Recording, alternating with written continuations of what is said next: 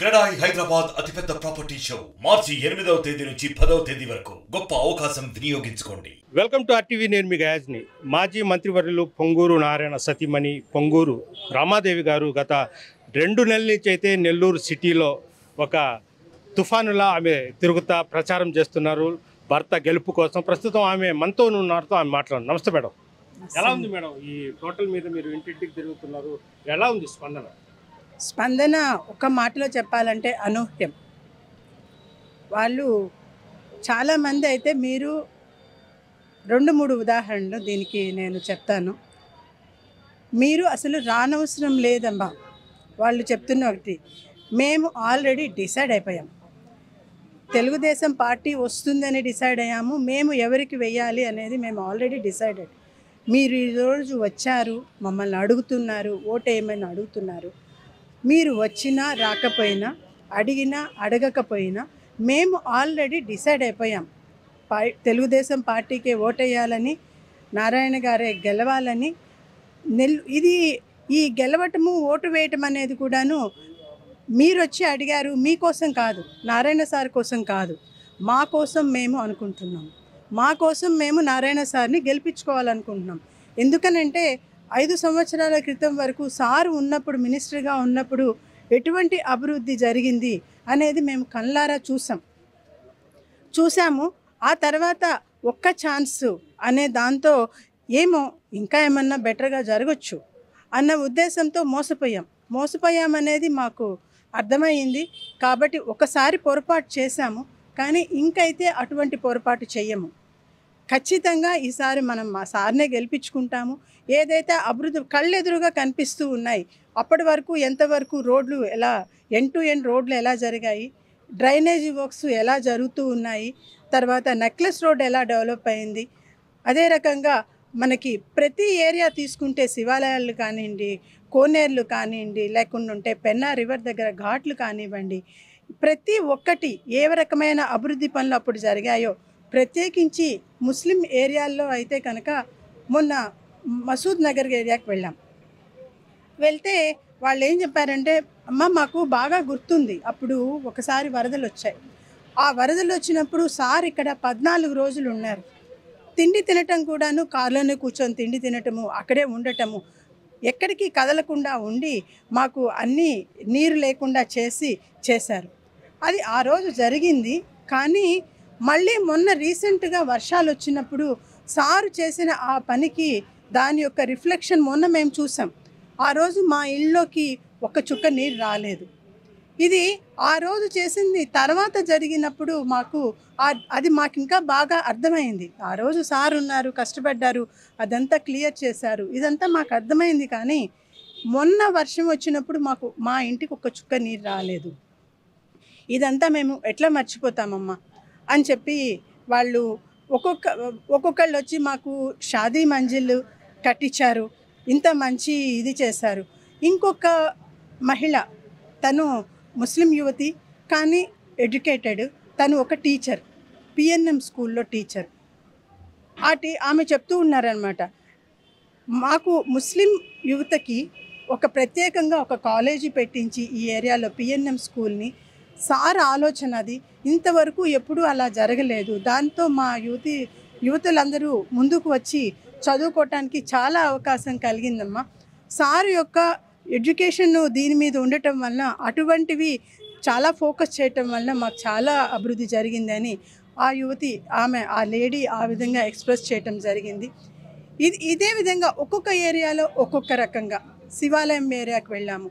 శివాలయం ఏరియాకి వెళ్తే అక్కడ ఈ కోనేరు అంతకుముందు ఎట్లుండేదో మాకు తెలుసు. ఆ కోనేరు ముందే ఉన్నామన్నమాట. ఇప్పుడు ఎట్లుంది తెలుసు. ఆ రోజు అవి ఏదో చెత్త నీళ్లు లాగా ఉండి, ఏదో డంపింగ్ యార్డ్ లాగా ఉండింది. ఈరోజు ఇది ఇంత క్లియర్గా ఉంది, మేము ఇక్కడ ఇంత బాగా ఉండగలుగుతున్నాము అంటే దానికి కారణం సారే అని. నెక్లెస్ రోడ్డు కూడా అదే రకంగా. తర్వాత రొట్టెల పండగ ఒకప్పుడు మురికి వాతావరణంలో జరుగుతూ ఉండేది. కాకపోతే పండగ అనేది లేకపోతే మొక్కు తీర్చుకోవటానికి అది అక్కడ ఆహ్లాదంగా ఉందా లేదా అనేది సెకండరీ విషయం అండి. అది నేను గట్టిగా నమ్ముతాను. నమ్మకం. మనకు అక్కడికి వెళ్ళి ఆ రొట్టెల పండుగలో రొట్టె తీసుకున్నా మళ్ళీ మనము మన మొక్కు తీర్చుకున్న తర్వాత మనకి జరిగిన తర్వాత మొక్కు తీర్చుకోవటం కానీ ఇదంతా కూడా ఒక నమ్మకము. కాకపోతే ఇంకా అక్కడ సరైన వాతావరణం లేకపోయినప్పటికీ కూడాను నమ్మకంతో ప్రపంచవ్యాప్తంగా వస్తూ ఉండేవాళ్ళు అక్కడికి. అయితే దాన్ని నారాయణ గారు రాష్ట్ర పండగగా దాన్ని మార్పించారు. రొట్టెల పండుగ అంతకుముందు జస్ట్ ఒక పండగలాగా ఉండేది. నెల్లూరు వాస్తవ్యులకి తెలుసు, నెల్లూరు నుంచి వివిధ ప్రాంతాల్లో స్థిరపడిన వాళ్ళకి తెలుసు. అట్లా కాకుండా రాష్ట్రీయ పండగగా దాన్ని గుర్తింపచేసి ఫెస్టివల్గా గుర్తింపచేసి స్టేట్ ఫెస్టివల్గా గుర్తింపచేసి ప్లస్ అక్కడ వాతావరణము చాలా దర్గాని అభివృద్ధి చేయించారు. ప్లస్ రొట్టెలు పట్టుకోవటానికి చాలా ఫ్రెష్ వాటర్ ఉండేటట్టుగా క్లెన్జీనెస్ ఉండేటట్టుగా అక్కడికి వచ్చి చేయటం వలన ఒక ఆహ్లాదకరమైన దీనిలో జరగాలి తప్ప అక్కడి నుంచి మళ్ళీ ఏదో ఒక డిసీజెస్ వచ్చేటట్టుగా ఉండకూడదు అన్న ఆలోచనతో నీట్గా ఉండేటట్టుగా చేశారు. ఇలాంటి ఉదాహరణలు ఎన్నో. మేడం, ఇటీవల కాలంలో ఒక 1 month బ్యాక్ నారాయణ సార్ మీ ఇంటి మీద రైడ్ చేయడం జరిగింది. తాజాగా మళ్ళీ డాక్టర్స్ అదేవిధంగా టీడీపీ కార్యకర్తల మీద, నారాయణ సార్ అనుచరుల మీద, చివరికి మీ కుటుంబస్తులు మీ అల్లుడు గారి మీద కూడా కేసు కట్టడానికి ఈ వెహికల్స్ మీద అసలు ఏం జరుగుతుంది? కక్ష సాధింపు చర్యలండి.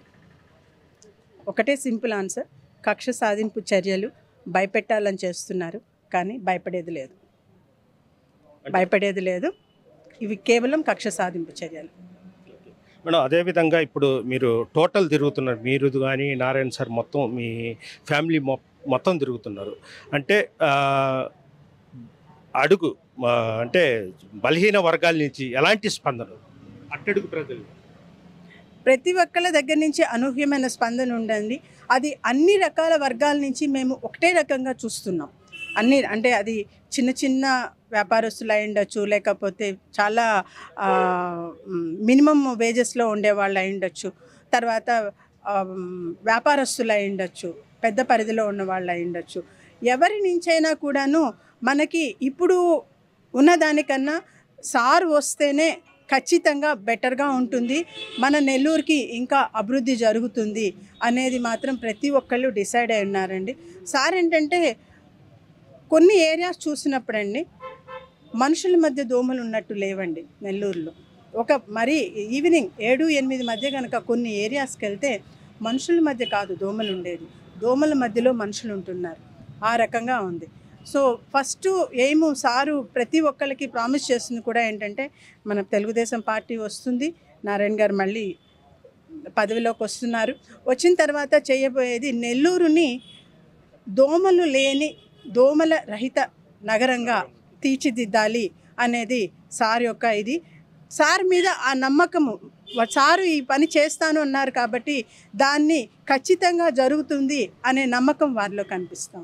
చివరిగా అంటే ఈ మధ్య కాలంలో వైసీపీ నుంచి వేమిరెడ్డి ప్రభాకర్ రెడ్డి కావచ్చు, అదేవిధంగా రూప్ కుమార్ కావచ్చు, వైసీపీలోంచి చాలా క్యాడరు టీడీపీలోకి వచ్చింది. టీడీపీ క్యాడర్లో ఉత్సాహం ఎలా ఉంది? మీరు ఎలా ముందుకెళ్తారు? దిగ్గునీయమైందండి, డబల్ అయింది. ఎందుకంటే వీరందరికీ మంచి మనసున్న వ్యక్తి అని విపిఆర్ గారికి కానీ ప్రశాంత్కి కానీ అందరికీ మంచి పేరు ఉన్నది. అలాంటి వాళ్ళు వచ్చి ఇంకా టీడీపీలో వచ్చి జాయిన్ అవటం వలన మాకుండే శక్తి ఇంకా డబల్ అయ్యి, ఉత్సాహం ఇంకా డబల్ అయ్యి అందరం కలిసి ముందుకు సాగుతున్నామండి. అదే రకంగా జనసేనతో కలిసి ముందుకు ప్రయాణం చేస్తున్నాము. సో కాబట్టి ప్రతి ఒక్కళ్ళ సహకారాలతో ముందుకు వెళ్ళటం జరుగుతూ ఉంది. ఇది పరిస్థితి. నెల్లూరు నగరంలోని అట్టడుగు ప్రాంతాల్లో కూడా వెళ్ళడం జరిగింది. అక్కడ ప్రజలు పేదలు దోమల మధ్య జీవనం సాగిస్తున్నారు. అలాంటి ప్రాంతాన్ని కూడా తీర్చిదిద్దుతామని కూడా నారాయణ సారు హామీ ఇవ్వడం జరిగింది. ఖచ్చితంగా రాష్ట్రంలో మళ్ళీ చంద్రబాబు నాయుడు సీఎం అవుతాడు, నెల్లూరు సిటీలో ఎమ్మెల్యేగా మళ్ళీ నారాయణ సార్ గెలుస్తారని కూడా రమాదేవి గారు చెప్తున్నారు. వీడియో జర్నలిస్ట్ ప్రదీప్తో గయాజ్, ఆర్టీవీ నెల్లూరు నుంచి. మరిన్ని వీడియోస్ కోసం ఛానల్ ని సబ్స్క్రైబ్ చేయండి, లేటెస్ట్ అప్డేట్స్ కోసం వాట్సాప్ ఛానల్ ని ఫాలో చేయండి అండ్ లింక్ డిస్క్రిప్షన్ లో ఉంది.